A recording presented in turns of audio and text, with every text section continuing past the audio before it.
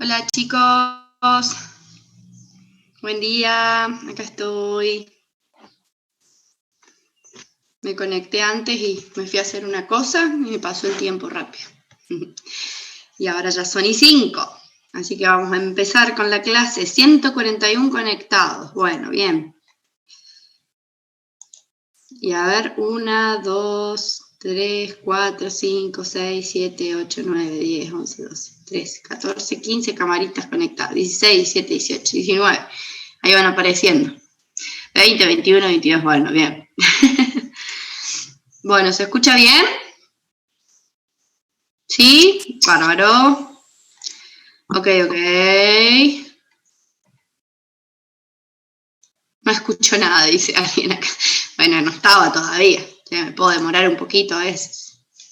Bueno, vamos a buscar. Ahí está. Vamos a hacer el repaso cortito del tema de hoy, que es órganos de los sentidos, ¿sí? Así que vamos a mirar. Usé un poquito la presentación del teórico, le saqué algunas cosas y en la parte de ojo le agregué otra cosita que ahora les voy a mostrar. A ver.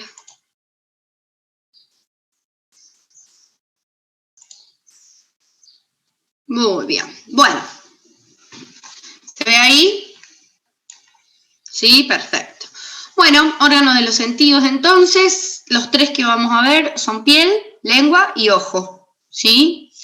¿Qué podemos decir como generalidad de estos tres órganos? Que los tres son órganos macizos, pero que se organizan en capas, ¿sí? Entonces tienen como nombres las capas, por más que sean macizos. O sea que es como una excepción a lo que venimos viendo, que los macizos siempre tenían parénquima y estroma, en este caso no. Y que por supuesto los tres participan a través de diferentes receptores de algún sentido. La piel el tacto, lengua el gusto y ojo la vista, ¿sí? Vamos a empezar por la piel. La piel es un órgano, como dijimos recién, macizo, pero se organiza en capas denominadas epidermis, dermis e hipodermis. Es el órgano más grande del cuerpo, ¿sí? En cuanto a superficie, tapiza toda la superficie externa del cuerpo y tiene como función la protección, sobre todo, del medio interno. Funciona como una barrera. Es una barrera semipermeable, si se quiere, porque permite el pasaje de algunas sustancias a través de ella, impide el pasaje de microorganismos, es colonizada en su superficie por un montón de microorganismos que forman la flora normal, que se llama, es decir, un conjunto de microorganismos que normalmente habitan y conviven en equilibrio con este órgano en la superficie de la epidermis, microorganismos que se alimentan de células en descamación, y además va a participar del sentido de la recepción de estímulos a través del sentido del tacto y de la termorregulación también, a través de las glándulas sudodíparas, ¿sí? Por ejemplo. Bien, algunas de las funciones de la piel. Acá tenemos en una imagen histológica entonces las capas de la piel, siendo la dermis, esta del medio, la más predominante. La epidermis es más delgada, igual varía su espesor de acuerdo a la parte del cuerpo de la que estemos hablando, que ahora lo vamos a ver. Y la hipodermis, que algunos autores la consideran parte de la piel y otros no, también llamado tejido celular subcutáneo, en donde abunda muchísimo el tejido adiposo, ¿sí? ¿Por qué algunos autores la consideran parte? Porque es bastante constante, o sea, suele estar presente en la mayoría de los casos. ¿Alguien quiere hacer una pregunta? Que escucho un ruidito. A ver, acá levantaron la mano, ahí me fijo. Profe, si nos llegan a preguntar las capas de la piel, ¿tenemos que decir las tres o la dermis y la epidermis? Ahí No, digan las tres. Digan las tres, total, no va a estar mal, ¿sí? De todo caso, siempre pueden hacer la aclaración. La hipodermis, algunos la consideran parte, otros no, ¿sí? Si es en el multiple choice, no va a haber una opción que diga epidermis, dermis, hipodermis y una opción que diga epidermis, dermis, ¿sí? Porque como justamente es controversial, no van a tener que elegir entre esas dos opciones, ¿vamos? Bien. Vamos a ver primero la epidermis. La epidermis es un tejido plano, estratificado, queratinizado, siempre queratinizado. Y fíjense que la epidermis es una capa que comprende un solo tejido, porque es solamente epitelio de revestimiento, ¿sí? No consideramos al conectivo subyacente como parte de la epidermis, solamente es el epitelio de revestimiento. Recién les dije que el espesor de la epidermis iba a variar de acuerdo a la parte del cuerpo de la que estemos hablando. Existe lo que se llama la piel fina y existe lo que se llama la piel gruesa. La piel fina va a estar en casi todo el cuerpo y la piel gruesa es característica de ciertos sitios como la palma de las manos y la planta de los pies. En esos lugares, el estrato córneo, que es este último que vemos acá, es mucho más grueso. Va a haber un estrato que se llama lúcido, que acá se ve en esta imagen también. Y lo que abunda, digamos, en la piel gruesa es la cantidad de queratina. Tiene mucha mayor cantidad de queratina. ¿Y esto por qué? Porque son zonas sometidas a estrés mecánico, a roce, ¿sí?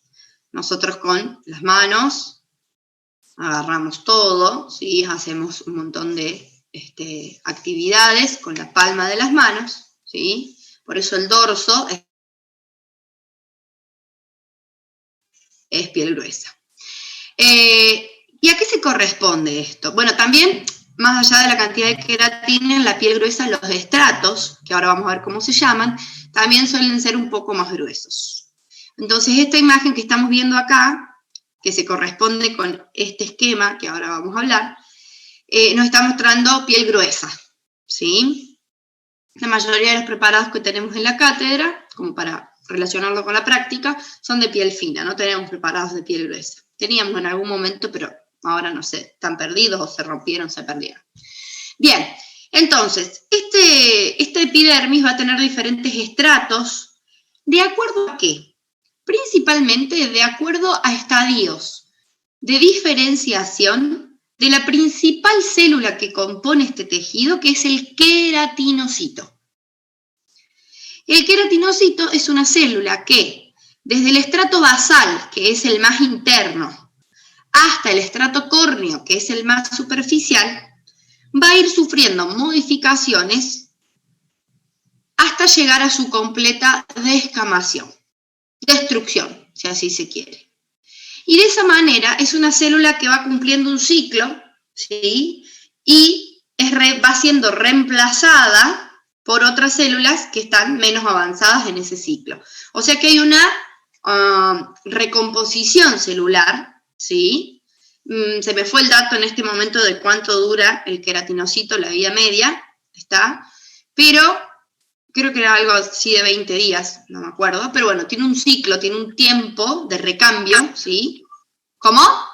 De 2 a 4. Creo que son 2 meses, profe.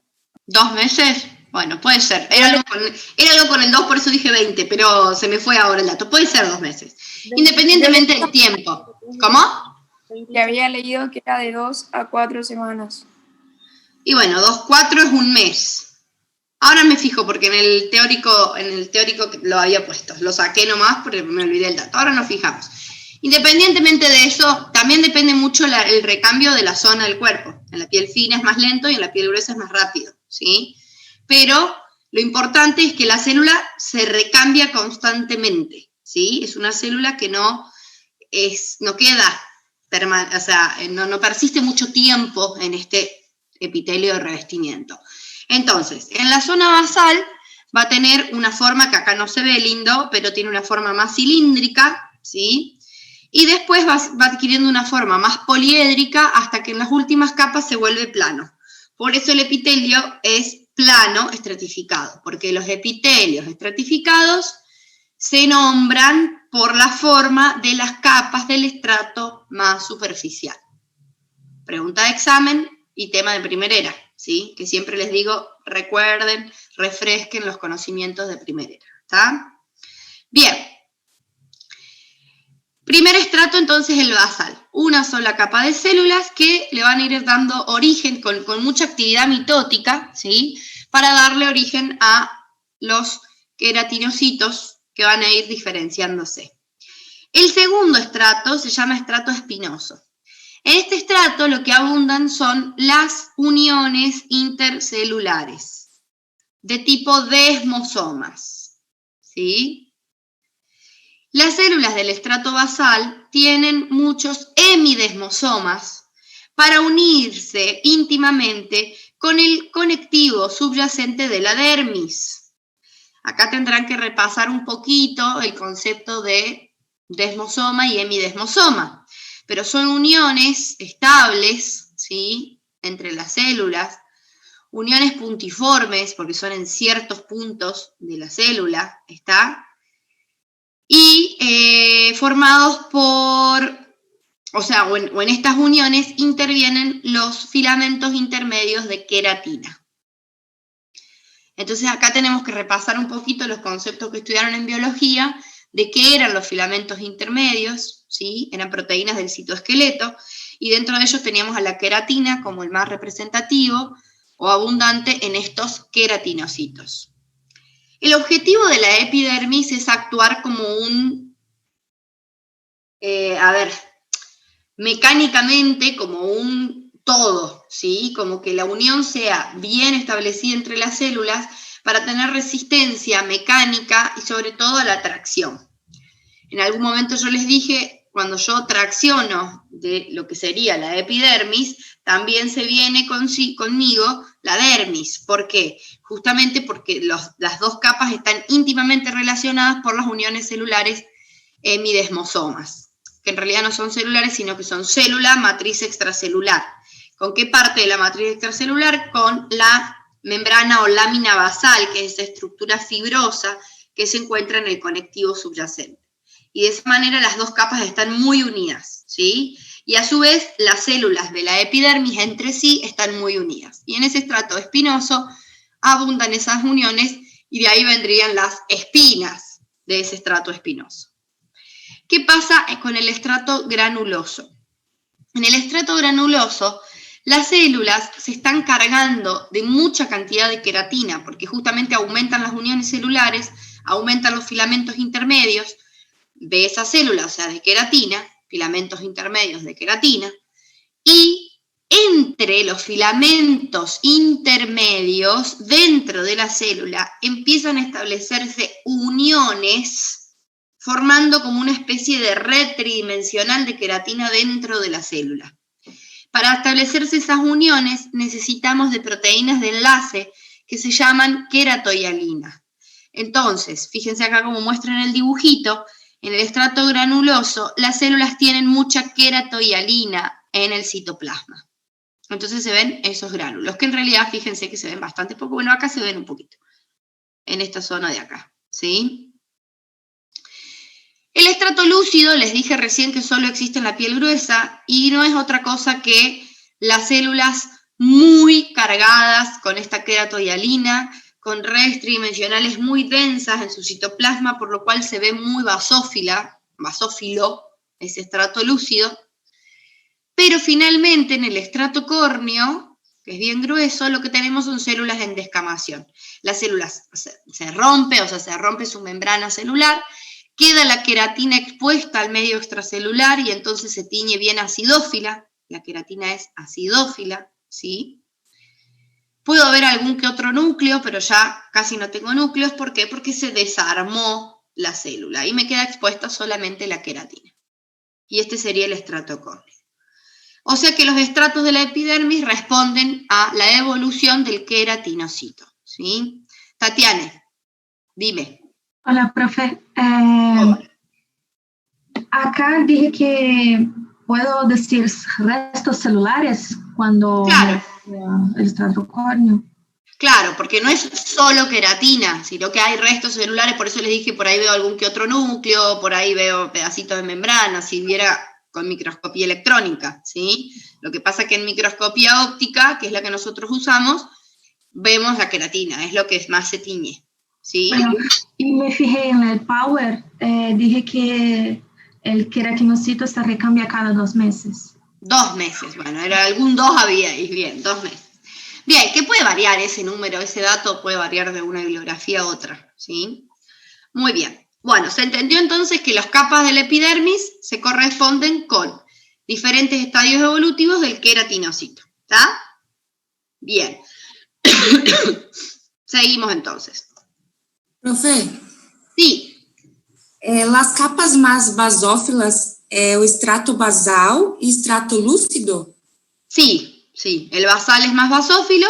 ¿Por qué? Porque el núcleo, porque tiene células con núcleo de cromatina un poco más densa y están bien juntitas. Después el citoplasma, el núcleo se vuelve un poco más con cromatina más laxa, entonces se ve menos basófilo. Y el lúcido porque está cargado de queratohialina, entonces se ve. Acuérdense que el lúcido es inconstante, no siempre se ve. Se ve en la piel gruesa, en la piel fina no se suele ver. Muy bien. Ahora, ¿por qué está esta imagen acá? Porque dentro de, fíjense acá dice células de la piel, en realidad serían células de la epidermis, ¿sí? Dentro de la epidermis, además del queratinocito, voy a encontrar otros 3 tipos celulares, ¿sí? Que participan en la función de esta epidermis.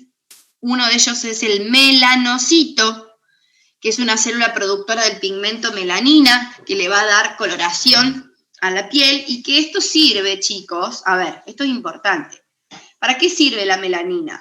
Sirve para proteger a los receptores, para proteger a la dermis, ¿sí? Para absorber los rayos de luz, básicamente. ¿Está? O sea que es una especie de protección física que establece esta célula, para que los rayos de luz no dañen directamente a otras células, ¿sí? Ustedes saben que el fotón lumínico, o sea, los rayos de luz, pueden alterar la actividad celular. De hecho, por eso existe el cáncer de piel, porque superada esta barrera protectora del melanocito, puedo tener una alteración de las células de la epidermis, ¿sí? Incluso el mismo melanocito se puede alterar. Pero todos tenemos, salvo en algunas patologías, todos tenemos cierta cantidad de melanocitos, ¿sí? Algunos más, otros menos, por eso no todos sufrimos las mismas consecuencias ante la exposición a la luz solar, ¿sí? La típica que algunos se broncean rápido, otros en vez de broncearse se irrita la piel y que se queman, ¿sí? Bueno, todo esto tiene que ver con una protección física que otorga el melanocito, que va a estar en diferentes proporciones de acuerdo a la coloración, o sea, al tono de piel que tenga la persona. ¿Dónde se ubican estos melanocitos? Principalmente en el estrato basal, y sus prolongaciones se proyectan hacia el estrato espinoso. En la piel fina pueden llegar un poquito al estrato granuloso. Los queratinocitos tienen cierta actividad macrocítica, o sea, macrofágica sería en realidad, porque fagocitan los gránulos de queratohialina, ¿sí? de melanina, que se me hizo lío. Los queratinocitos fagocitan los gránulos de melanina secretados por el melanocito, entonces los gránulos de melanina quedan dentro del queratinocito. Y de esa forma, es como que se fijan, quedan en, o sea, los fagocita pero no los digiere a los gránulos de melanina, ¿sí? Y esos gránulos de melanina, que son pigmentos, van a absorber los rayos lumínicos. Los rayos de luz estimulan la secreción de melanina. Por eso, cuando tomamos sol, nos bronceamos a veces, ¿sí? Bien. Después tenemos las células de Langerhans, células estrelladas que se ubican un poquito más superficiales, más en el estrato espinoso y granuloso, y que tienen como función la respuesta inmunitaria. Van a funcionar como células presentadoras de antígenos. ¿Qué van a hacer? Van a tomar antígenos de la superficie de la piel y van a presentar estos antígenos a través de prolongaciones a los glóbulos blancos que se encuentran en la dermis, en el tejido conectivo laxo, sobre todo en la dermis papilar. Todavía no hablamos de las partes de la dermis. Con que sepan eso es suficiente. Y las células de Merkel son células sensitivas, táctiles, del tacto fino, bien superficiales, ¿está? Si yo hago una anestesia local de la piel, lo que más voy a inhibir son estas células de Merkel, ¿sí? Entonces muchas veces el tacto grueso sigue presente porque yo toco y la persona ve que le estoy tocando, pero superficialmente no siente o se siente diferente, ¿sí? Como para darles un ejemplo, simplemente saber que están ahí, también son más superficiales, están entre el estrato espinoso y granuloso y tienen conexión con axones de neuronas sensitivas que se van a ubicar en la dermis. ¿Está? De todas estas células, con microscopía óptica, las únicas que vamos a ver son los queratinocitos, por supuesto, que es lo que más vemos, y los melanocitos que se tiñen, acá fíjense en la imagen de recién, eso, por ejemplo, que estoy señalando ahí, fíjense, entre las basales, encuentro unas células que tienen como el citoplasma sin teñir, con el núcleo con cromatina más densa, pero el citoplasma clarito, como si tuviesen un halo claro perinuclear. Así puedo ver el melanocito, ven, ahí hay uno, ahí hay otro, y tienen una relación de 1 en 10 más o menos, en promedio, ¿sí? ¿Que 1 en 10 qué? Un melanocito cada 10 queratinocitos, más o menos, ¿sí? En el estrato basal. Profe. Hay tinciones, sí, ya termino. Hay tinciones específicas para melanocitos, ¿sí? No hace falta que sepan ninguna, simplemente que sepan que existen. ¿Por qué? Porque es la tinción que se utiliza para diagnosticar, por ejemplo, el cáncer de piel. O sea, lo van a estudiar en pato, ¿sí? En anatomía patológica. Sí. Las células de Langerhans, yo las encuentro en el estrato espinoso. Sí, espinoso o granuloso, ahí. En piel fina no hay mucha diferencia. En piel gruesa están un poquito más superficiales. Pero no se ven. Microscopía óptica no las vemos, ¿está? Simplemente es teórico esto, saber que están ahí. Bien. Ay, tengo ganas de estornudar. Estoy resfriada, chicos, pero no tengo COVID, creo. Bueno. Salud, profe. Gracias. Me tapé con la mano, ¿vieron? Pero bueno, como estoy acá, después me lavo las manos. Bien, pasamos a la dermis entonces. Tenemos una dermis superficial, o también llamada papilar, de tejido conectivo laxo. Es la típica lámina propia, digamos, que tenemos debajo de los epitelios de revestimiento, ¿sí? Digo así entre comillas porque acá no se llama lámina propia, sino que se llama dermis superficial o papilar. Y después tenemos una dermis profunda, también llamada reticular, de tejido conectivo denso, no modelado, o sea, donde abundan las fibras, ¿sí? Acá en esta imagen la podemos ver. Miren, tenemos la epidermis, que estuvimos viendo recién. Miren qué acidófila que se ve la queratina del estrato córneo. Acá tenemos lo que se llaman las papilas dérmicas. ¿Qué son las papilas dérmicas?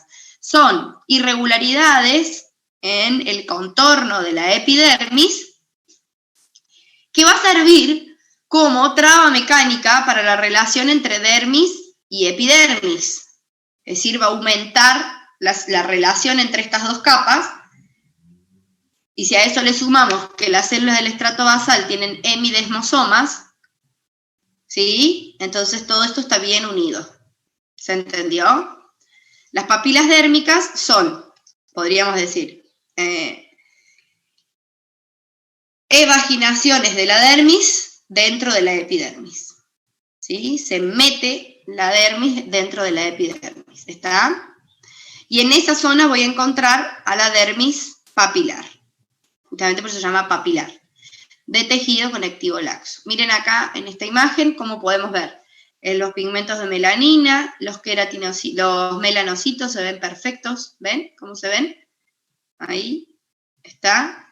Estas zonas de acá, que se ven medias raras, o bien son papilas dérmicas cortadas transversalmente, o bien son zonas de receptores sensitivos, ¿sí? Pero nos va a quedar ahí medio que la duda.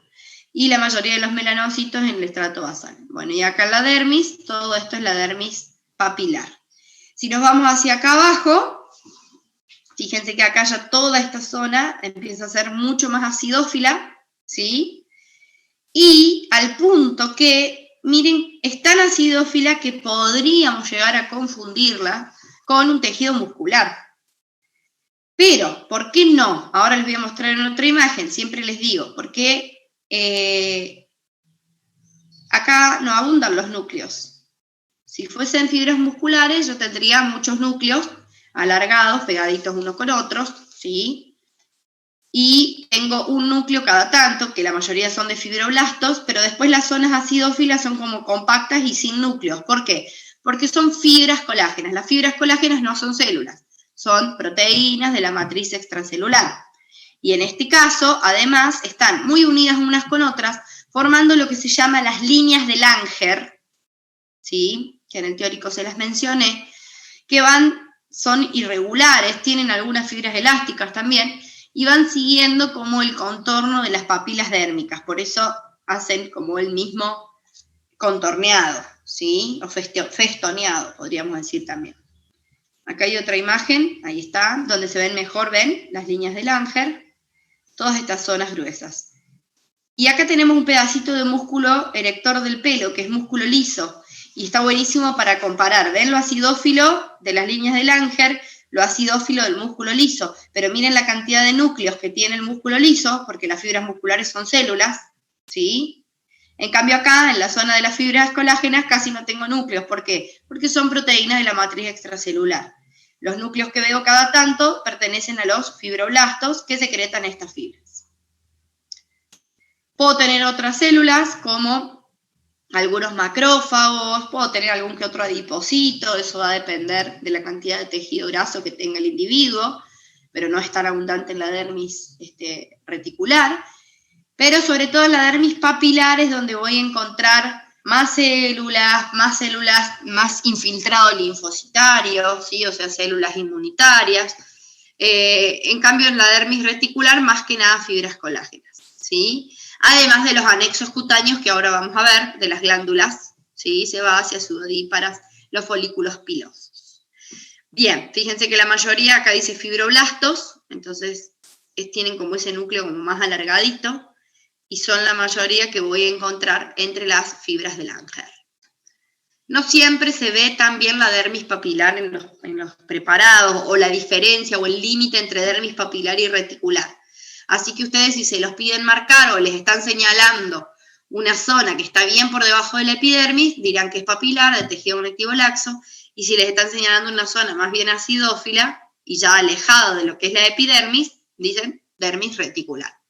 ¿Se entiende? Porque no siempre van a ver bien la diferencia, o sea, tienen que aplicar un poquito la teoría, ¿está? Estas son imágenes ideales del libro, justamente para mostrarles la teoría. En la práctica hay que tener un poquitito más de imaginación, ¿está? Sobre todo por los preparados que tenemos en la cátedra. Bien, igual ya lo vamos a ver en repaso. Acá tenemos una linda imagen con lo que se llama la unidad pilosebácea, que simplemente se los muestro porque si bien no vamos a estudiar la estructura del folículo piloso, en los preparados que tenemos van a haber muchos folículos pilosos. No solo en corte longitudinal, como en este caso, sino también en cortes transversales. Y en asociación a ese folículo piloso, que es toda la estructura del vello, del pelo, ¿sí? Vamos a tener glándulas sebáceas, ¿sí? Entonces, esperen porque acá. Los anexos cutáneos, ¿sí? O sea, anexos a la piel van a ser los pelos, las glándulas sudodíparas sebáceas y las uñas, ¿sí? Uñas no vamos a estudiar, después lo verán en dermatología, y sí vamos a ver muy por encima cómo son las glándulas sebáceas y sudodíparas, que las estudiamos cuando estudiamos tejido glandular exócrino, ¿sí? Acá nos faltó nombrar a la hipodermis, o tejido celular subcutáneo, que es la capa más profunda, inconstante, más abundante en algunas partes del cuerpo que en otras, ¿sí? Y constituida principalmente por tejido adiposo, ¿sí? O sea, voy a ver muchos adipocitos. Bueno, saben las características del adipocito, célula con imagen negativa en el citoplasma, núcleo que se desplaza hacia la periferia. ¿Está? En muchos preparados se ve esa hipodermis. Las glándulas pseudodíparas son glándulas túbulo-glomerulares simples. Glándulas exócrinas, ¿sí? El adenómero es túbulo glomerular. Algunos dicen tubular enrollado, la bibliografía. Nosotros lo consideramos túbulo glomerular. Un glomérulo es un ovillo, una manguera enrollada, ¿sí? Ese sería un glomérulo. Y simples porque tienen un conducto excretor que no se ramifica, ¿sí? Es como que viene el conducto excretor en contacto con la superficie de la epidermis, y ahí se enrolla, y esa parte enrollada es la que tiene células secretoras. Hay dos tipos de glándulas pseudodíparas. Unas que se llaman ecrinas, que son estas, pequeñitas, abundantes, superficiales, ubicadas generalmente en la dermis reticular, pero superficial, ¿sí? Cerquita de la dermis papilar. Tienen una secreción constante, participan en la termorregulación, ¿sí? De manera activa. Si hace mucho calor, sudamos. ¿Para qué? Para enfriar, para bajar la temperatura basal corporal, ¿sí? Entonces, ahí participan estas pseudodíparas ecrinas. Y las voy a ver, bueno, después en la parte práctica las vemos bien, pero se ven así chiquititas, con las luces muy pequeñas. Es muy difícil distinguir, ya sean ecrinas o apocrinas, cuál es la parte conductora y cuál es la parte secretora, ¿sí? Tienen las células un citoplasma más bien acidófilo, ¿sí? Por el tipo de secreción, y son cúbicas las células, ¿sí? La mayoría. Las células que forman el adenómero, ¿está? Y el conducto excretor, el epitelio de revestimiento, es cúbico simple también. Las apócrinas son de ubicación más profunda, están en ciertas localizaciones del cuerpo, por ejemplo, en la zona axilar, en la zona peribucal. Son las zonas que, podríamos decir, más transpiran de nuestro cuerpo, ¿sí? Y tienen una regulación hormonal, por eso se desarrollan sobre todo durante la pubertad y la adolescencia, ¿está? Porque tienen una influencia hormonal importante. Sí, Isis. Profe, le quería hacer una pregunta. ¿Glándulas sudoríparas merócrinas igual que ecrinas? Sí, es lo mismo. Ah. Y es importante aclarar una cosa. Merócrinas y apócrinas, o ecrinas y apócrinas, pero las dos tienen mecanismo de secreción merócrino. ¿Está? O sea, no es que las apócrinas tienen secreción apócrina. Se llaman así porque antes se creía que sí, pero no tienen. O sea, las dos tienen mecanismo merócrino, que es el mecanismo común donde la célula no pierde parte de su citoplasma. O sea, una exocitosis común, ¿sí? Estas apócrinas son más grandes. Fíjense que las luces son amplias, son de ubicación más profunda, el glomérulo es como más dilatado, como que no está tan enrollado y compacto el adenómero, sino como que está más desplegado, ¿sí? En general son más grandes. Hay muchos preparados en donde se ven estas glándulas, las vamos a ver en el práctico, ¿sí? Entonces, ecrinas y apócrinas. Y las glándulas sebáceas son glándulas exócrinas, saculares, simples. Sacular, el adenómero, forma de saco o bolsa. Simples, un conducto excretor. ¿Sí? El adenómero, o sea, ese saco, puede estar ramificado, como se ve acá. Pero eso no hace que la glándula sea compuesta. Siempre es simple, porque el conducto es uno solo, que no se ramifica. Suele desembocar en el folículo piloso. Por eso, cuando vemos un folículo piloso, en asociación a ese folículo solemos ver la glándula sebácea. Pero puede haber algunas zonas del cuerpo en donde tenga glándulas sebáceas que no estén asociadas a un folículo piloso. Bien. Estas células que forman el saco, ¿sí?, del adenómero, tienen un mecanismo de secreción holocrino. única glándula donde vemos este mecanismo de secreción. La célula pierde gran parte de su citoplasma durante la secreción y después se reconstituye. Entonces puedo verlo como cargada la célula, en cuyo caso voy a ver los núcleos, o puedo llegar a ver, miren acá, esta zona en donde no veo el núcleo de la célula. ¿Por qué? Porque está como rota, ¿sí? Y se está reconstituyendo, y ahí el núcleo se vuelve a reconstituir. Bien. ¿Qué más de las sebáceas? Van a estar en la dermis reticular. ¿Está? En la ubicación. Muy bien. Y por último, vamos a mencionar de la piel los receptores, que simplemente tienen que tener una idea de dónde están ubicados y qué función tienen. Tenemos las terminaciones nerviosas libres que se encuentran en la epidermis. En estas se asocian las células de Merkel que estuvimos viendo de la epidermis, ¿sí? Tenemos los llamados corpúsculos de Pacini, que están ubicados más que nada en la dermis reticular y son receptores de presión.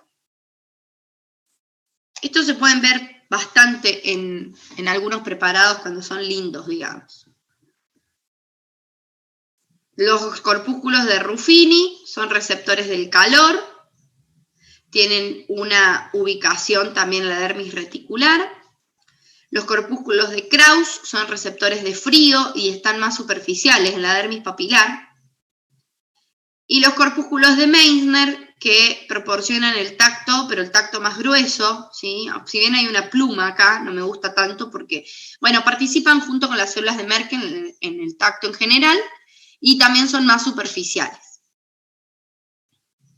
Si bien piel lo estudiamos dentro de órgano de los sentidos, no le damos mayor trascendencia a los receptores, ¿sí? O sea, con que sepan esto es suficiente. Que les suenen los nombres. Los de Ruffini y Pacini, yo siempre digo esto, los INI, los que terminan en INI, son más profundos en ubicación. Y Krauss y Meissner, lo mismo que las células de Merkel, y, son más superficiales, ¿sí? Bien. ¿Alguna duda de piel? Antes que pasemos a lengua. ¿No? Bueno. Sigo entonces. La lengua.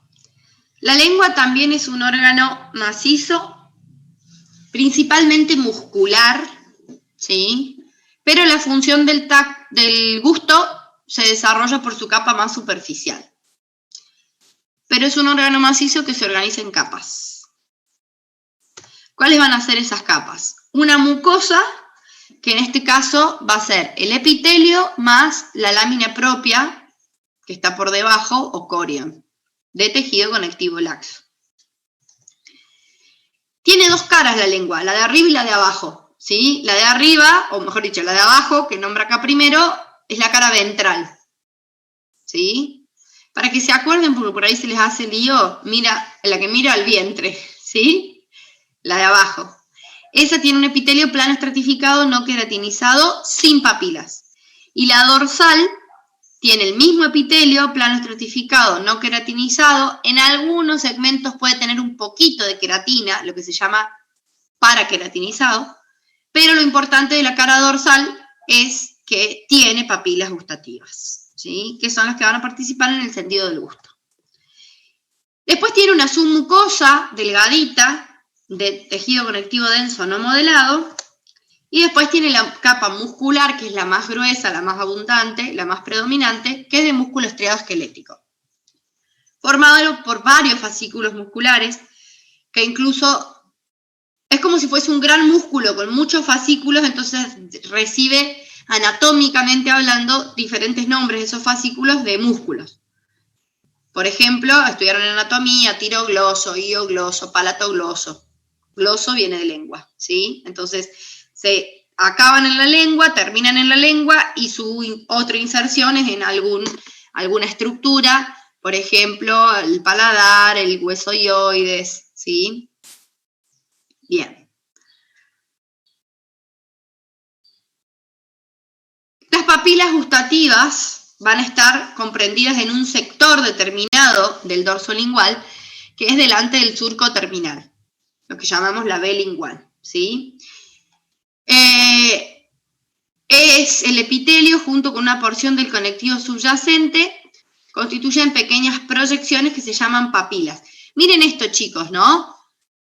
Epitelio con una porción de tejido conectivo subyacente, o sea, la papila es epitelio más centro de conectivo.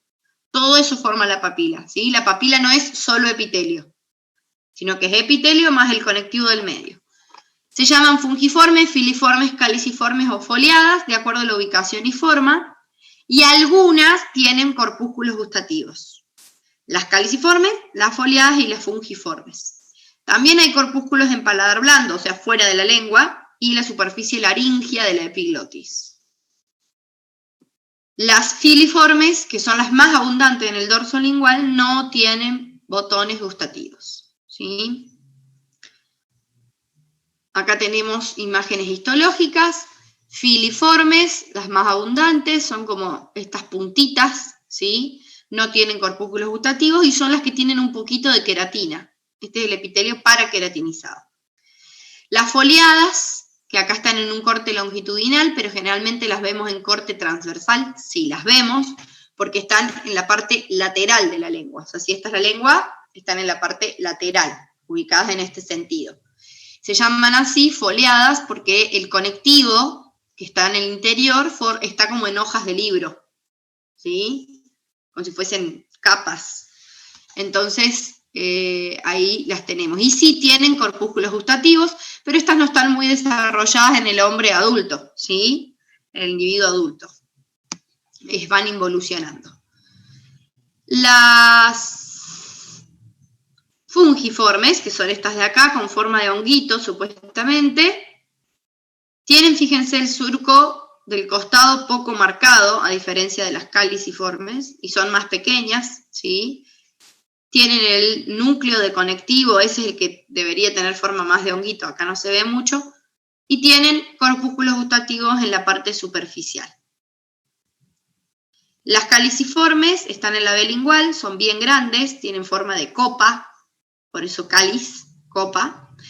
Tienen el surco bien marcado, tienen corpúsculos gustativos en esa parte del surco, o sea, en la zona lateral, ¿sí? Y suelen estar en relación con estas glándulas en la parte profunda que desembocan en ese surco. Son glándulas cerosas. Bien. Los corpúsculos gustativos son órganos sensoriales intraepiteliales. Esto es importante. ¿Dónde están los receptores del gusto? Dentro del epitelio, ¿sí? No en el conectivo subyacente como el que estuvimos viendo en piel, sino dentro del epitelio. Y bueno, y son receptores químicos, ¿está? O sea, van a captar las diferencias químicas, por así decirlo, de los diferentes alimentos y sustancias, ¿sí? Bien, acá más o menos les muestra la estructura, no es necesario que lo sepan, pero obviamente que esto tiene conexión con el sistema nervioso, porque es quien va a llevar la información. Se van atrofiando con el tiempo, ¿sí? O sea, van perdiendo actividad estas células, por eso las personas, los adultos mayores tienen como menor percepción del gusto, ¿sí? Bien, y el tejido muscular es estriado esquelético, es lo más abundante del órgano, y acá tienen que repasar conceptos como características de la célula muscular estriada esquelética, por qué tiene estriaciones, cómo se ve un corte longitudinal y cómo un corte transversal, y el tejido con el conectivo que acompaña a estas fibras, que teníamos el endomicio, el tejido conectivo laxo entre las células musculares, el perimicio de tejido conectivo denso no modelado que rodea cada fascículo, ¿sí? El perimicio, también de denso no modelado, que rodea a cada, era el perimicio cada grupo de fibras y el epimicio el fascículo muscular, ¿sí? Entre este tejido muscular, como vimos recién en la imagen cuando veíamos las papilas, vamos a tener tejido glandular, que va a constituir las glándulas salivales menores. Las mayores son las que estudiamos en digestivo, parótida, submaxilar, sublingual. Pero tenemos en otras partes de la cavidad bucal glándulas salivales menores, como en este caso, que las glándulas de von Ender, que la mayoría son cerosas, pueden ser algunas mucosas, y en la punta de la lengua tenemos las de Nunn, que son más que nada mixtos, o sea, ahí tiene un poco más de secreción mucosa. O sea, que las que están en relación con las células, con las papilas caliciformes que les mostré recién, son las de von Ender, que están más en la parte posterior. Lo importante de esto es que pueden llegar a encontrar acinos serosos o mucosos entre medio de este tejido. ¿Qué otra cosa puedo encontrar en el epimicio? Puedo encontrar células adiposas y puedo encontrar fibras nerviosas periféricas, o sea, nervios periféricos, ¿sí? Porque todo este músculo tiene una gran inervación, por supuesto. La lengua es un órgano muy activo que participa en diversas funciones: masticación, deglución, el habla. Todo eso, esas tres que les nombré, gracias a su composición muscular. Y la función del gusto, gracias a su composición, o a la presencia de los corpúsculos gustativos en el epitelio. ¿Está? O sea que es un órgano con muchísimas funciones. Y la producción de sustancias por las glándulas salivales menores van a constituir la saliva, lo que va a ayudar a la función del gusto y a la función digestiva. ¿Sí? Entonces este órgano también lo vimos en digestivo. En realidad conmigo no lo vieron, pero hay algunos profes que dan lengua en digestivo también, porque por supuesto tiene que ver, ¿sí?, con el sistema digestivo. Tatiana, te escucho. Profe, ¿los receptores de la lengua están en qué capa de la lengua? En la epitelial. Epitelial. O sea, en la mucosa. Si hablamos de capa, en la mucosa. Si hablamos de ubicación específica, son intraepiteliales, o sea, en el epitelio. La mucosa tiene epitelio y conectivo, corion o lámina propia, están en el epitelio. Sí, gracias. ¿Sí? Muy bien. Bueno. Ay, que está frío mi mate y feo ya. No tengo que tomar más. ¿Se entendió entonces la lengua? ¿Cuáles son las capas? Mucosa, submucosa, muscular. ¿Sí? Mucosa, epitelio más conectivo. Submucosa, conectivo denso no modelado. Y muscular, músculo estriado-esquelético. Y en la muscular puedo encontrar además glandular, acinos, serosos o mucosos. Ese sería como el resumen histológico de la lengua, ¿sí? Muy bien. Ojo, último. Ojo con el ojo.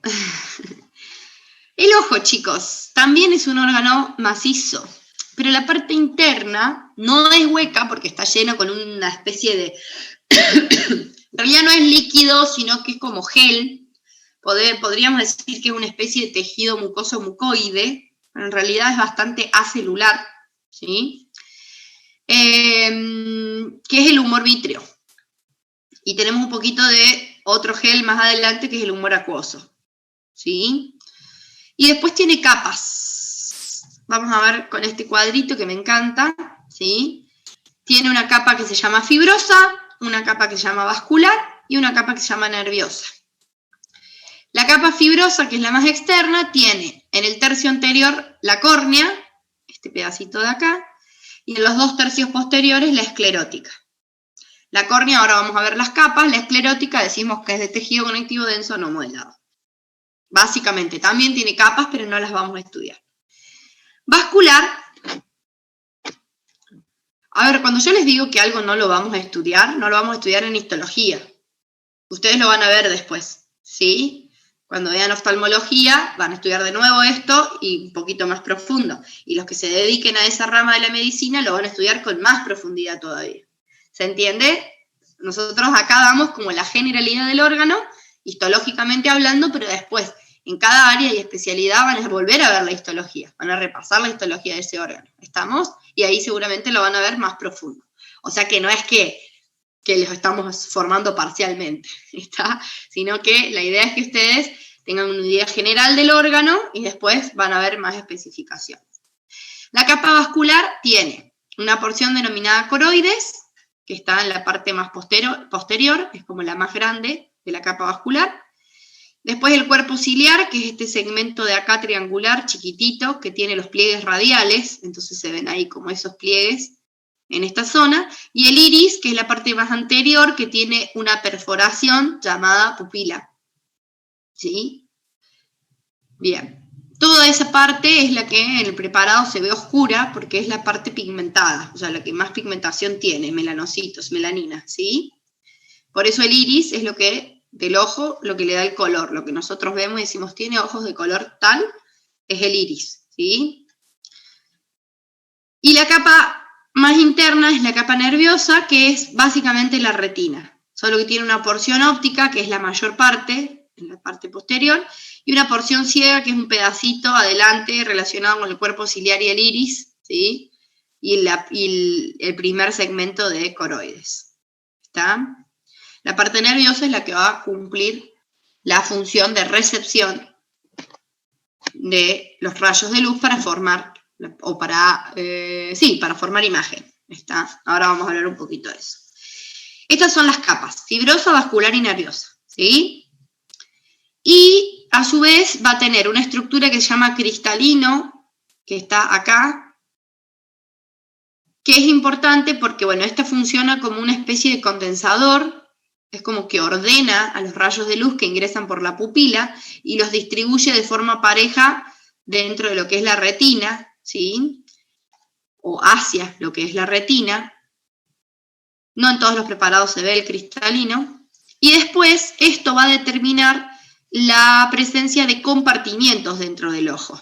Todos llenos, con tejido, ¿tá? Nada es hueco, por eso hablamos de un órgano macizo.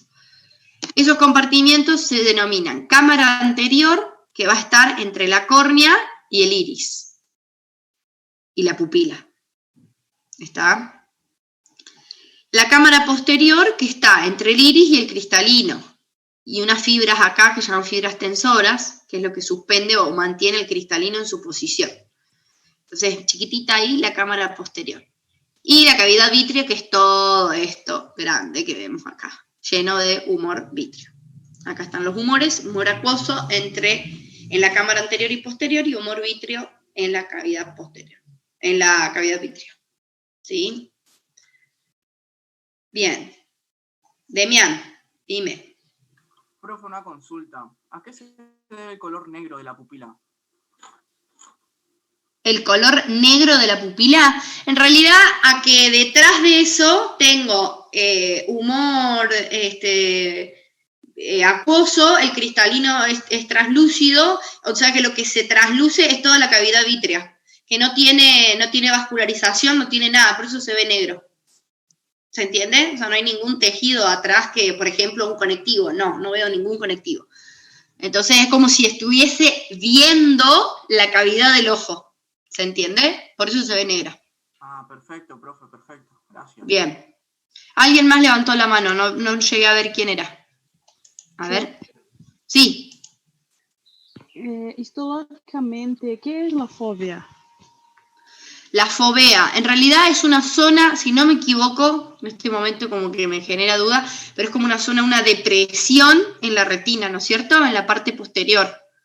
Y es una zona en donde se concentran más los rayos de luz, entonces hay mayor percepción de los rayos lumínicos, como más actividad receptora. Histológicamente, que es una zona como especializada de la retina, digamos, pero no deja de ser retina. ¿Está? No sé si se entiende la descripción. Seguramente habrá mayor cantidad de receptores, de conos y bastones en esa zona. ¿Está? Dale, gracias. Bien. Había alguien más que levantó la mano. Vieira, perdón. Alexandra. Ah, ella ya preguntó. Bien. ¿Alguien más? Porque había dos que habían levantado la mano. ¿No? Yo, bueno, profe. sí. Ah, Cíntia, sí. O Racerrata, podemos dizer que é o limite entre a parte cega e a parte óptica? Óptica, claro, es como, tengo entendido que sí, que es el límite entre esas dos porciones. Gracias. No sé en cuanto a recepción de estímulo qué característica tiene esa zona. Porque vieron que dentro de lo que es la retina, además de que los conos y bastones, que son los dos tipos de receptores, unos son más para la visión nocturna, otro para la diurnia, hay zonas como que tienen mayor recepción de estímulos para determinada visión, también relacionado con la nocturna, la diurnia. La verdad que eso no lo tengo bien aceitado y pulido porque tiene que ver más con la fisiología y el funcionamiento y la formación de la imagen, que como les dije van a estudiar después en oftalmología, ¿sí? Acá es como que vemos la generalidad. Así que son términos que está bien que los tengan en cuenta porque aparecen, pero no es necesario que sepamos bien la hoja cerrada, ponía alguien acá, hora cerrada. Claro, es que el término es italiano, para eso debe derivar del latín, debe venir por ahí. Bueno, sigo entonces. Yo por ahí cuando digo cosas así colgadas es porque estoy leyendo el chat. no porque tengo tele, porque por ahí estoy hablando y leo el chat y no les aviso que estoy leyendo el chat y vuelvo a repetir lo que pusieron en el chat. Bueno, acá tenemos una imagen histológica, microscopía óptica, que me gusta porque después lo vamos a ver en práctico, pero acá tiene el límite entre córnea y esclerótica, que es más o menos acá. Acá, sí, ahí les estoy marcando el límite. Lo que sería D es la esclerótica, de denso no modelado, lo que sería C es la córnea. Epitelio anterior, sustancia propia, epitelio posterior. ¿Esto qué es? Cámara anterior. Cámara anterior. ¿Esto? Iris. Iris. ¿Esto? Cámara posterior. Bien. ¿Y esto? Procesos ciliares. Exactamente. Y fíjense que el cuerpo ciliar tiene estas circunvoluciones, estos pliegues que se llaman pliegues radiales, ¿sí? Detrás de esto ya tengo la cavidad vítrea y hacia allá arriba tendría acá el cristalino, ¿sí? Entonces me gusta esta imagen porque nos marca ahí ese límite. ¿Qué no veo acá? La capa nerviosa, no estoy viendo nada de la retina, ¿sí? Es simplemente para ver las otras partes. Si yo sigo acá el iris, va a haber una parte donde se termina y después vuelve a empezar. Entonces esa interrupción del iris es la pupila. Que puede estar más grande o más pequeña de acuerdo a la dilatación de la pupila. Porque esto sería un corte sagital del ojo, ¿sí? Bien. Entonces, la esclerótica ya dijimos que solamente vamos a decir que es de denso no modelado predominantemente, ¿sí? Después tiene capas, todo, pero no hace falta que la sepan. En cambio, la córnea, que es el tercio anterior de la capa fibrosa, tiene un epitelio anterior, que ya lo hemos estudiado, plano estratificado no queratinizado, la lámina de Bowman, que es la membrana basal del epitelio anterior, que no la veo en microscopía óptica, pero puedo marcar la zona, porque es el límite entre epitelio anterior y sustancia propia, que es lo más ancho. De tejido conectivo denso modelado laminar. ¿Qué particularidad importantísima a nivel funcional tiene este tejido conectivo denso? Es avascular. Muy bien, esa es la característica clave, es avascular. ¿Por qué es avascular? ¿O qué propiedad le va a dar o qué característica y propiedad le va a dar a la córnea? Transparencia. Bien, translucidez, me gustaría más decir que transparencia, pero está bien, es más o menos lo mismo. O sea que va a permitir el pasaje de los rayos lumínicos. Si tuviese sangre, o sea, si fuese vascular este conectivo, el tejido sanguíneo absorbería los rayos lumínicos y no dejaría que pasen hacia el cristalino y del cristalino hacia la capa nerviosa. ¿Está? Entonces es muy importante que la córnea sea translúcida. Una córnea que no es translúcida es una córnea enferma, con patología, que no va a cumplir bien su función. ¿Está? Bien. Membrana de Besement es la membrana basal del epitelio posterior, que tampoco la vemos en el preparado, pero podemos marcar la zona, y el epitelio posterior es plano simple o cúbico bajo simple, depende del autor, pero es bien finito, ¿sí? Eso va a permitir que la sustancia propia se nutria a expensas del humor acuoso ¿sí?, de la cámara anterior, y el epitelio anterior se va a nutrir principalmente del oxígeno ambiente y de las lágrimas, ¿sí?, la secreción de las glándulas lagrimales. ¿Por qué les aclaro esto? Porque al ser avascular la córnea, de alguna forma tienen que llegar los nutrientes, ¿sí?, para que esos tejidos sigan con vida. De allí que es muy importante la oxigenación de la córnea, y ahí siempre les nombro los lentes de contacto, el uso prolongado que produce falta de oxigenación. La tecnología de contacto justamente está basada o enfocada en permitir una oxigenación a pesar de que el lente de contacto esté colocado, ¿sí? Entonces son como microperforados, pero de todas maneras no es la misma oxigenación que cuando la córnea está expuesta, ¿sí?, al aire libre, y por eso también puedo tener patologías de córnea si hay un problema en la secreción de la glándula lagrimal. Hay personas que tienen que usar lágrimas artificiales porque tienen como sequedad ocular, y eso hace que no se nutra bien la córnea y empieza a tener problemas, sobre todo de migración de vasos sanguíneos. Si el tejido se empieza a quedar sin nutrición, van a migrar vasos sanguíneos desde la esclerótica y la córnea va a dejar de ser translúcida, ¿sí?, por ejemplo. ¿Está? Por eso les digo todo esto para hacer hincapié en que la córnea debe ser translúcida para permitir el paso de los rayos de luz. ¿Estamos? Muy bien. Acá hay una imagen preparada de la cátedra, de la córnea, como esta banda ancha, epitelio anterior, sustancia propia, epitelio posterior. ¿Sí? Es el único ejemplo, la sustancia propia de la córnea, de denso modelado que vemos en la cátedra. Bueno, y acá viene la última parte, que es el tema de la retina. La retina, con su porción ciega en la parte anterior, que no nos interesa, nos importa la porción óptica. En este cuadro, chicos, no están las capas de la retina. En este cuadro lo que les nombro son cuáles son las células que componen esa retina. Tenemos las células pigmentadas, los receptores, que son conos y bastones.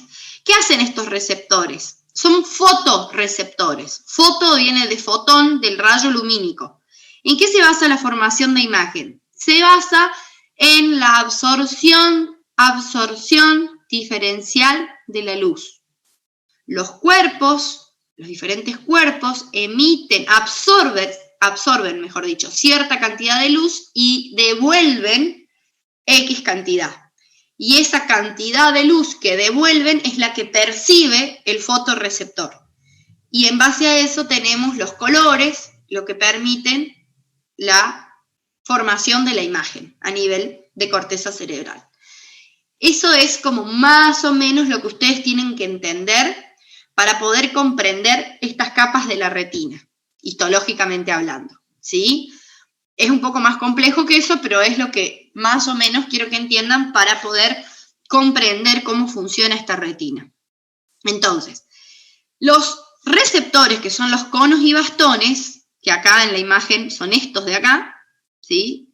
Estos son conos y estos son bastones, por la formita, son fotorreceptores, absorben la luz que devuelven los cuerpos, ¿sí? Cuando digo los cuerpos me refiero a lo que estamos observando.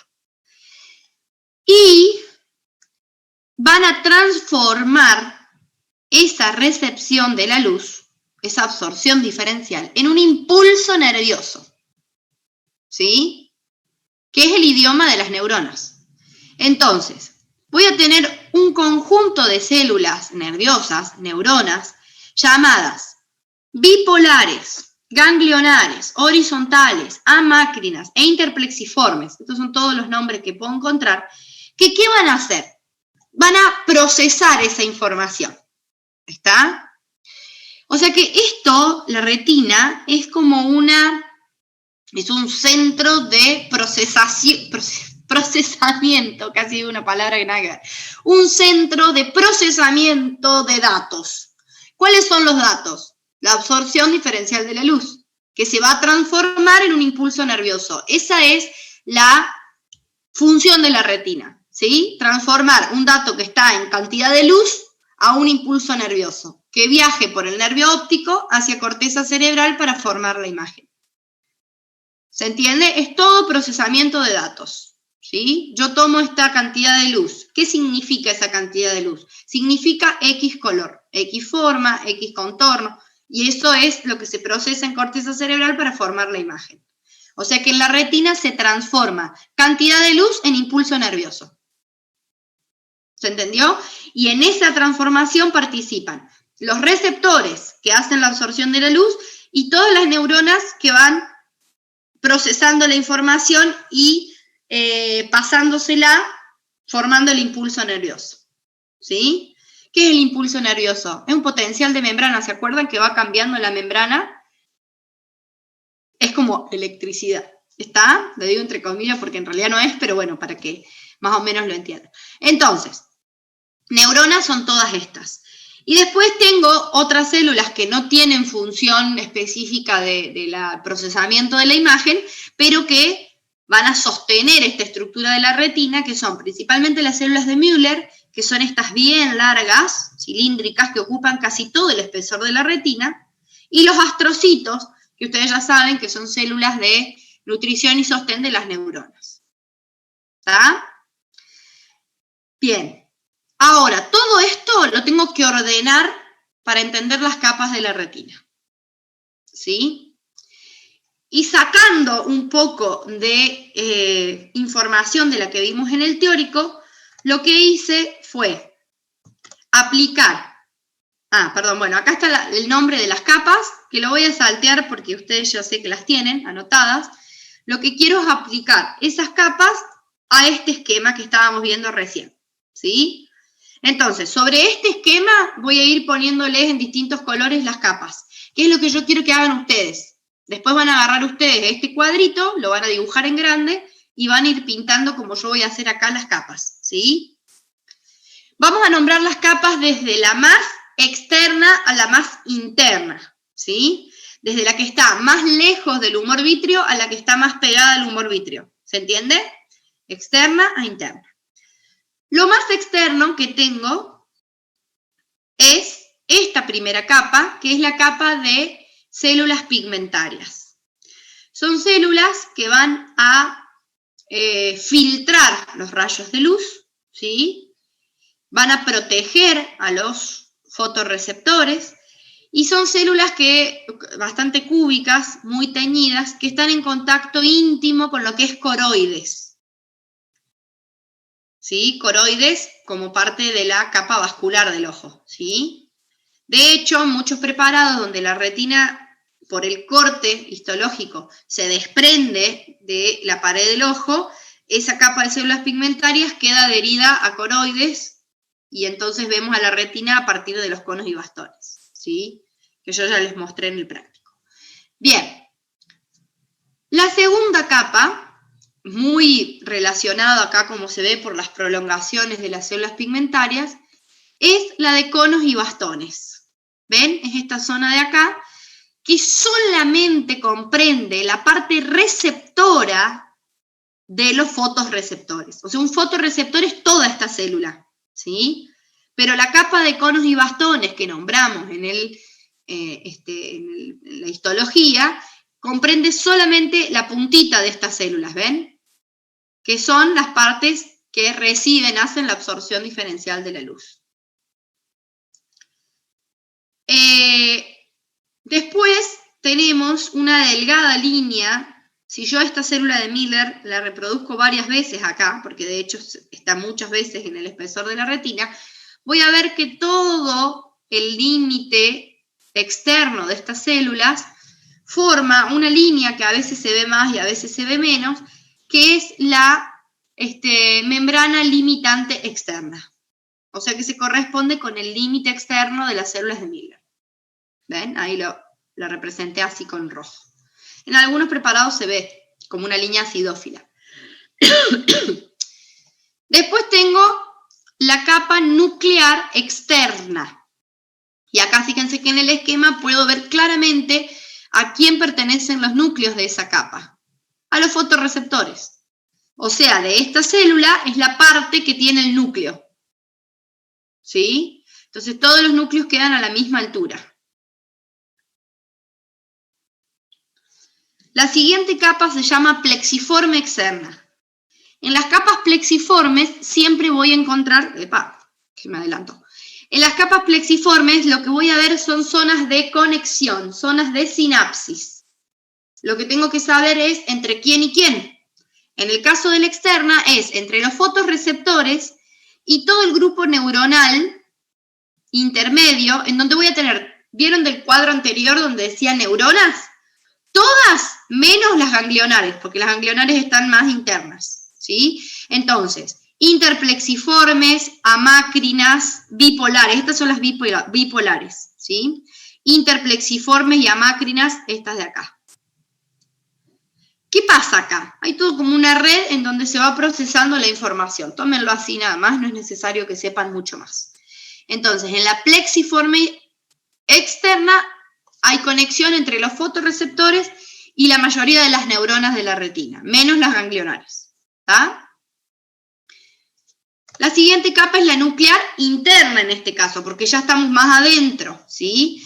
Y acá, ¿de quiénes son los núcleos? De todas esas neuronas que dijimos recién, a excepción de las ganglionares, y de las células de Miller también. Quedan todas ubicadas a esa altura.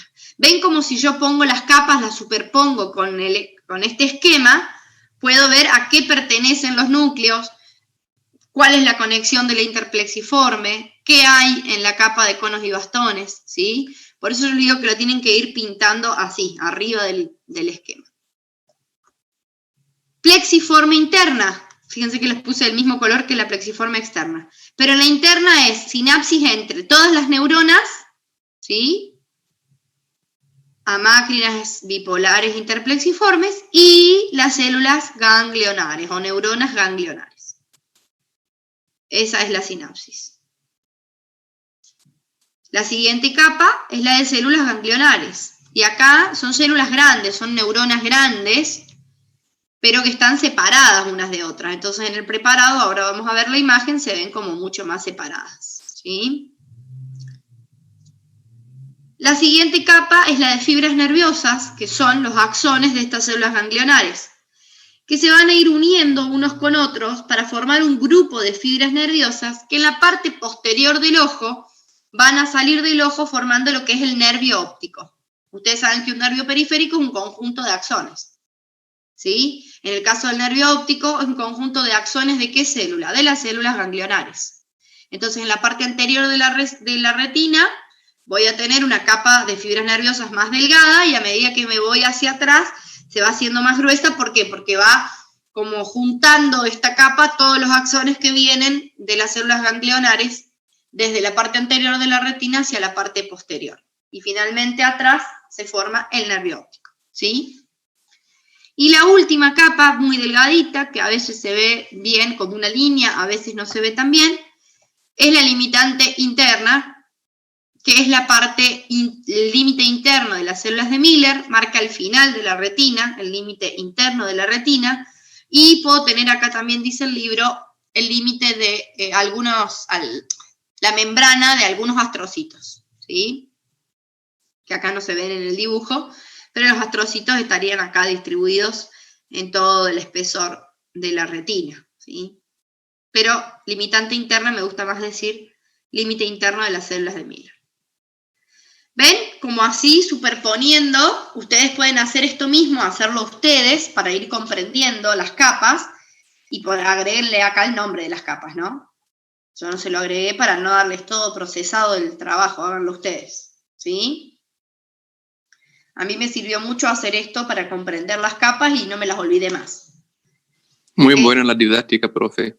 Claro, porque después yo les pregunto en el preparado, a ver, marcame la capa nuclear externa. Entonces, ustedes la marcan. Bueno, está acá, ahora lo vemos en el preparado. Y entonces yo les pregunto, y bueno, ¿y esos núcleos de qué células son? Y parece que les estoy preguntando chino básico. Y en realidad no es tan complicado si lo aplican al esquema. ¿Está? Miren cómo se ve en un preparado. Ajá, cambió el tema acá, ¿sí? Pero si ustedes corresponden, miren, pueden hacer esto. Con una imagen así, usan los mismos colores que utilizamos recién para marcar sobre el esquema, y entonces ahí lo van a entender un poquito mejor, ¿sí? Epitelio pigmentario, toda esta zona de acá, bien oscura, bien pegadito a coroides, ¿sí? Conos y bastones, toda esta zona de acá, que se ve más acidófila. Nuclear externa, todos estos núcleos, ¿de quiénes son? De los conos y bastones. Acá me faltó la limitante externa, que en esta imagen no se ve linda, en la imagen que sigue se ve mejor, que es esta línea ahí, el límite. Plexiforme externa, esta zona clara acá, donde hay muchas conexiones entre los fotorreceptores y las neuronas. La nuclear interna, donde están los núcleos de las células de Miller y de todas las neuronas amácrinas bipolares interplexiformes. La plexiforme interna, que se ve acá, fíjense que las ganglionares algunas están como muy cerquitas, ¿sí? Pero esta zona es más que nada anucleada porque es plexiforme interna. La de células ganglionares, ven que están como separadas, pero es más o menos sigue esta línea de células ganglionares, bien grandes.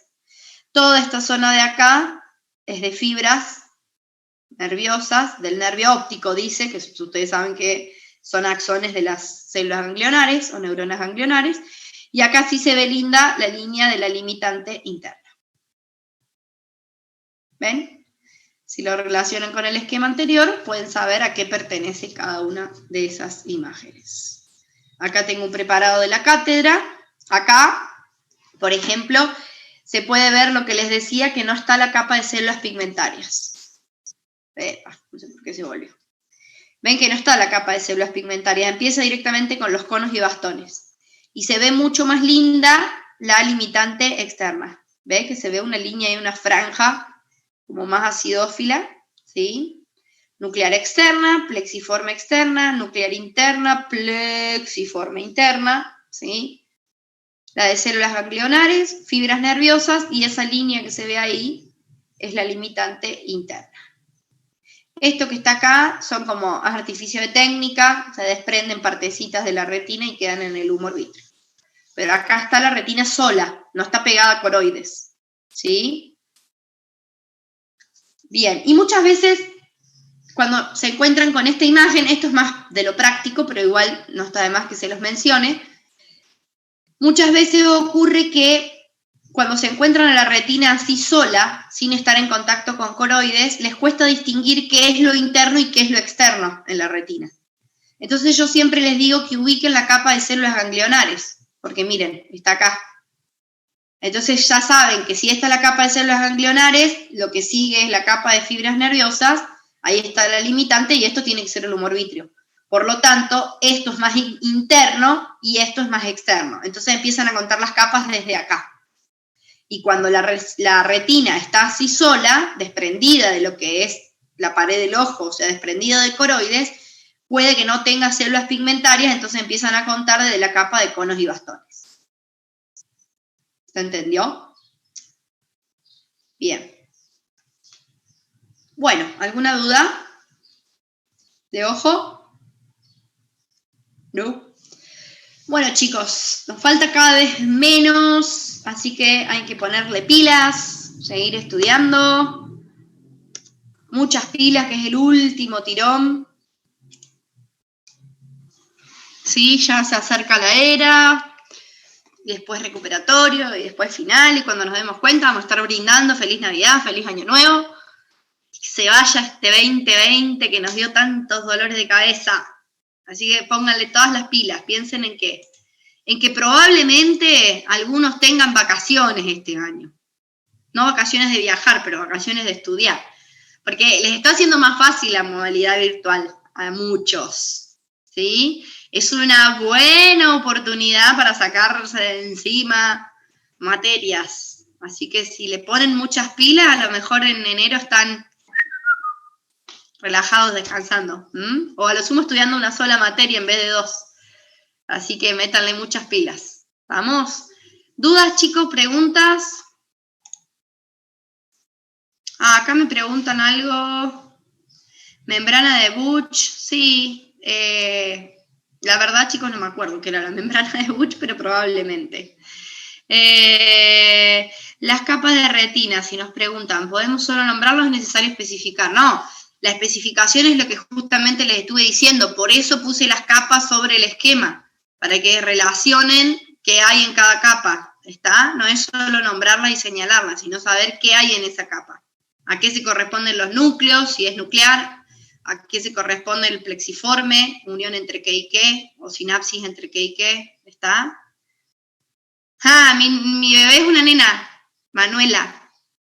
Así que ya voy a tener, como dicen, el casal. Odio cuando dicen eso, porque como si yo fuese a cruzar a mi hijo, son hermanos. Pero bueno, se dice así, ¡ay, va a tener el casal! Bueno, sí. El varón y la nena, Manuela. ¿Qué son los cuerpos de Oslo? No tengo ni idea, chicos, me mataron. Tendré que buscarlo. Bueno, gracias por las felicitaciones. Espera hasta el final para preguntarle, dice Sandra. Bueno.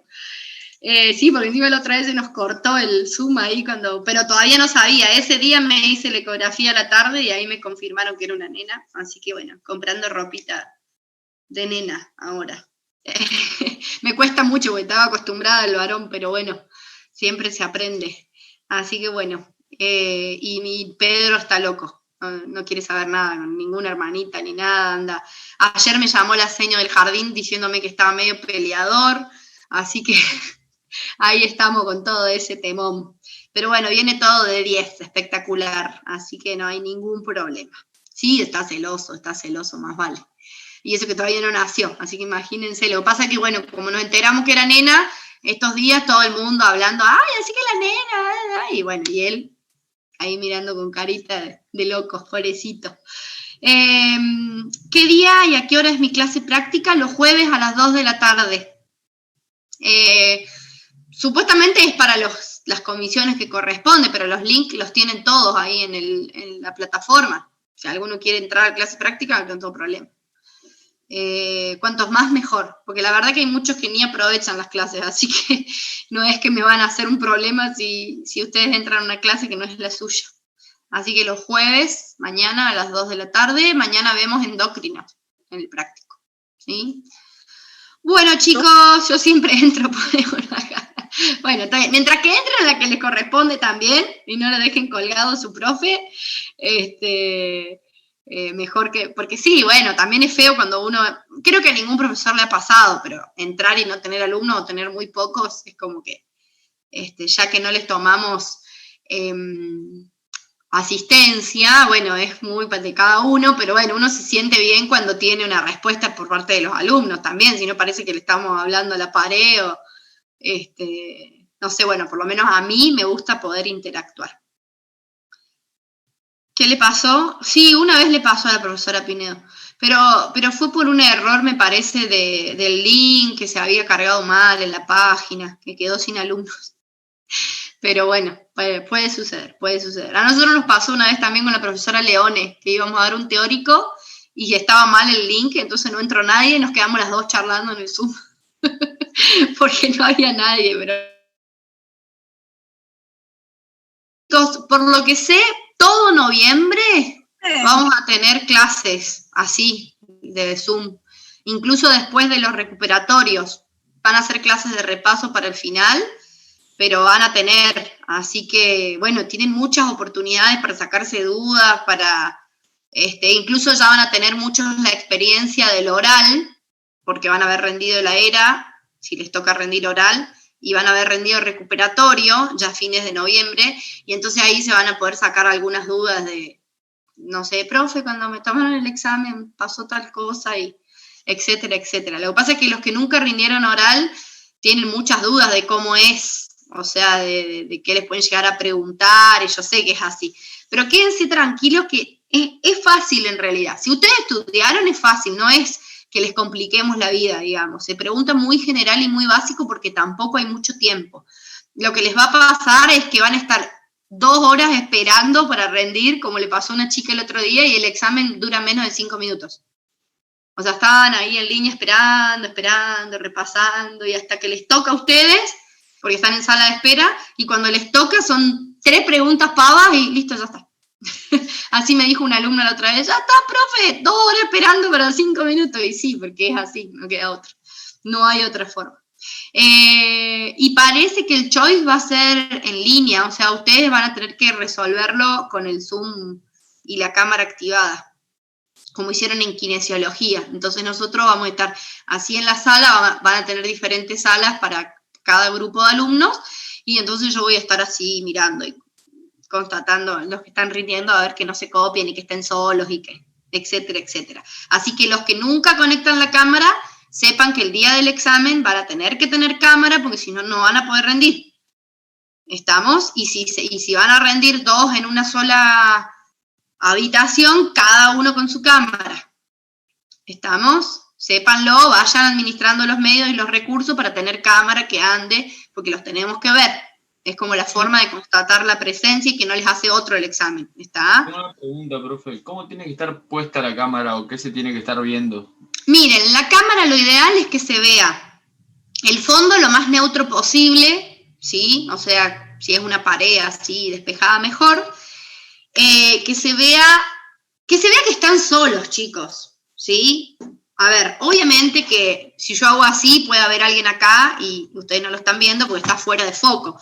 Entonces, que esté un poquito alejada, que se vea que más o menos están solos, ¿sí?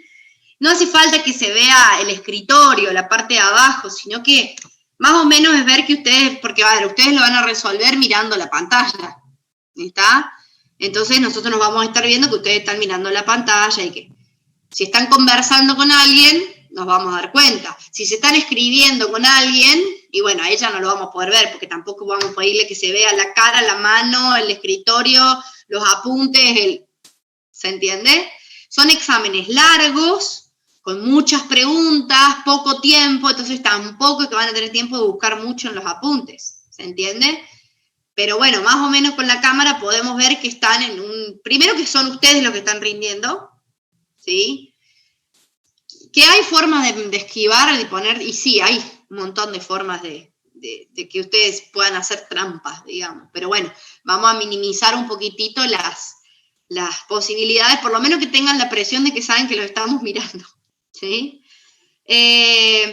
Y no, lo ideal es que no hablan o que no hagan movimientos con la boca, ¿sí? Acuérdense que nosotros acá podemos activar el audio, entonces si vemos que están bla, bla, bla, bla, bla, activamos el audio y nos vamos a dar cuenta, ¿sí? Si bien el audio va a estar desactivado para cada uno, pero tienen que tener audio disponible, entonces lo podemos activar y seguramente, a ver, si yo veo que Bruna, por ejemplo, Bruna Suárez, está hablando, voy a agarrar y le voy a sacar el audio y le voy a decir, Bruna, ¿qué pasó? Y entonces Bruna me va a decir, no, profe, mi mamá me dijo que apagar el aire. Ah, bueno, ¿se entiende?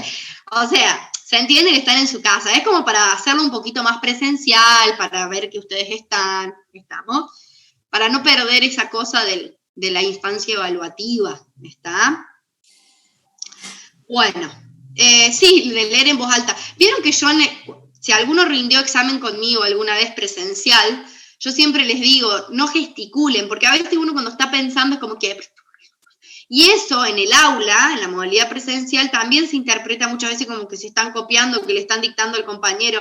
Entonces yo siempre les digo, piensen para adentro, péguense los labios con plasticola, porque si no, cuando hay un aula con muchas personas, presta la confusión, como que parece que se están dictando. Y bueno, y acá es más o menos lo mismo, ¿sí? Siempre tratamos de última tápense la boca, no sé.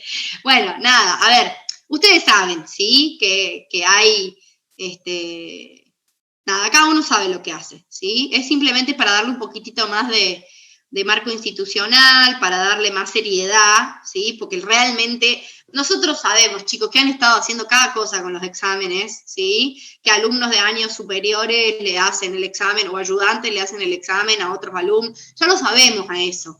Y sabemos que también es muy difícil poder probarlo, ¿sí? A las cosas que ustedes hacen. Pero bueno, tenemos que tratar de minimizar las posibilidades y que ustedes comprendan que siguen estando en un marco institucional y que siguen cursando y que todo esto tiene validez. Porque cuanto menos traba, o sea, no traba, sino cuanto menos regulación nosotros pongamos, hay más probabilidades de que no se apruebe esta modalidad de cursado. ¿Se entiende? No se olviden que todas las universidades, todas las instituciones educativas, pero sobre todo a nivel universitario, estamos regulados por CONEAU y que va a depender de eso, ¿sí? Entonces, si nosotros a CONEAU le decimos, no, cuando se tomó el examen estaban en Zoom y nosotros estábamos controlando el examen, y bueno, suma puntos, ¿se entiende? Porque disminuye las probabilidades de que ustedes se copien. Después, bueno, está en cada uno, así como hay gente que se copia en los exámenes en la modalidad presencial, seguramente va a haber gente que se copie en estos exámenes. O tendrán una pared en el frente con 10.000 machetes y bueno, las preguntas van a ser para que piensen, para que razonen, y como les dije, son muchas preguntas en poco tiempo, entonces es muy probable que no les dé el tiempo para buscar. Si no estudian, se les va a complicar, por más que tengan la información ahí, ¿está? A eso me refiero. Bueno, acá ¿qué dice? Tenemos que hacer después de terminar el examen. Bueno, ese día les vamos a dar las indicaciones, ¿sí? Sí, seguramente salir del Zoom. Ninguna persona sabía qué hacer. Y bueno, por eso, les vamos a dar las indicaciones ahí cuando comience el examen, ¿está? ¿Qué más dice por acá?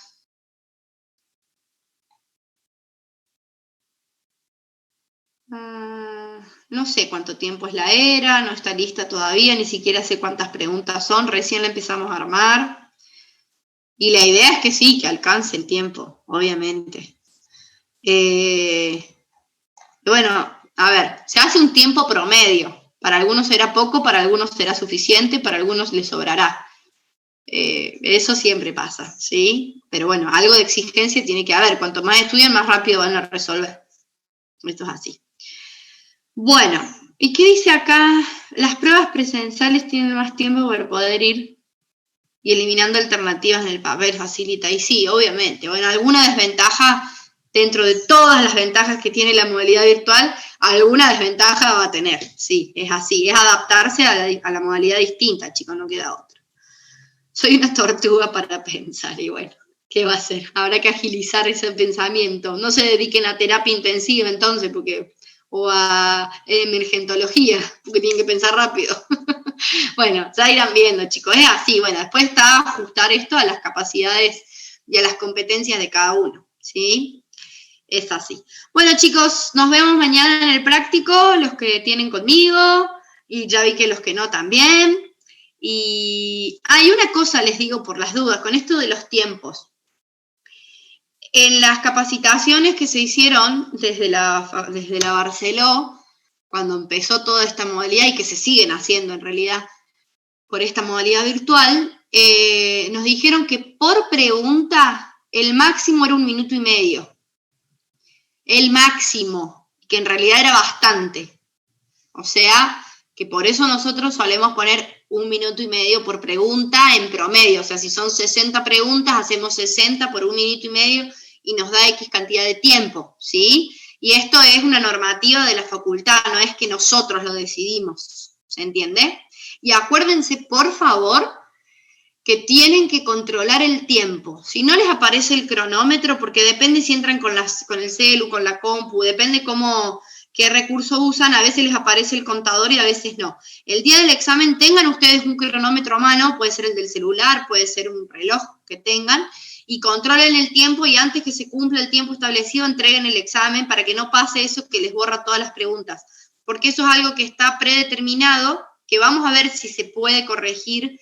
Tenemos que pedir a Buenos Aires, pero no estoy segura. Entonces, por las dudas, ustedes tengan el cronómetro y cuando empiezan, pónganlo y con un margen prudente entreguen el examen antes de que termine el tiempo, ¿está? Así no les pasa lo que les pasó a muchos que entregaban y no les consideraban ninguna porque entregaron fuera de tiempo, ¿está? Bueno, ¿qué dice? No sé qué dice acá. Bueno, estamos entonces, nos vemos la próxima, que anden bien, voy a cerrar acá. Chau, chau, chau, chau, saludos.